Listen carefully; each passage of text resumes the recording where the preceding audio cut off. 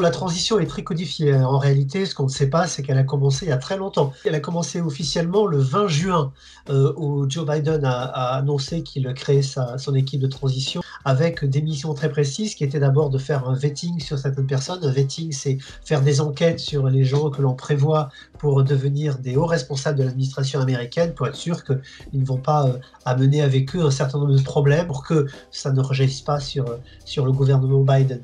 Ensuite, il y a l'étape suivante, c'est la confirmation de la candidature au moment de la convention, où la transition s'accélère, et puis à partir de l'élection, il est empli de beaucoup plus de pouvoir, et la transition rentre dans une autre phase qu'on n'a pas eue jusqu'à maintenant, puisque c'est là où Donald Trump a fait son blocage, mais ça n'a fait que retarder de 15 jours en réalité. C'est ce qui commence aujourd'hui, où on met à disposition de l'équipe Biden les bureaux. Donc on leur met des bureaux pour qu'ils puissent travailler dans chaque ministère, administration américaine. Ils ont accès à tous les dossiers, ils peuvent interroger tous les hauts fonctionnaires qui sont là pour voir si ces fonctionnaires peuvent rester. Ils ont des adresses sécurisées en Gov, ce qui veut dire qu'ils ne peuvent pas être hackés par des gouvernements étrangers, ce qui leur permet d'avoir des rapports eux-mêmes directs avec les gouvernements étrangers de façon tout à fait officielle.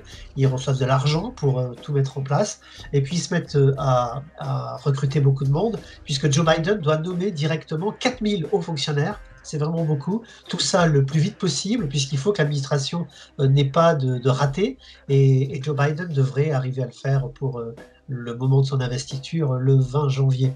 Alors, est-ce qu'il va y avoir un raté ensuite dans la transition? Non, maintenant tout est lancé. Tout ça est prévu par le Transition Act de 1910. Mais le président des États-Unis ne peut plus s'opposer aujourd'hui.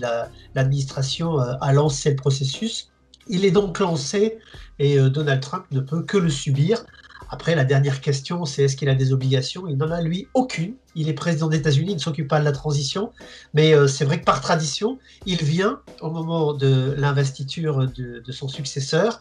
Ensuite, il le ramène à la Maison-Blanche. Et même pour la petite histoire, il lui glisse une lettre dans le bureau qui se trouve dans le bureau ovale. Il y a un petit tiroir et là, chaque président écrit une petite lettre qui doit rester secrète à son successeur. Ça peut être un petit mot d'encouragement, ça peut être des instructions sur des problèmes de sécurité nationale. On n'en sait rien, même si quelques passages fuitent par la suite. Est-ce que Donald Trump va le faire? C'est pas sûr. Est-ce qu'il va être en investiture? C'est pas sûr. Mais moi, je parie qu'il va quand même respecter la tradition jusqu'au bout.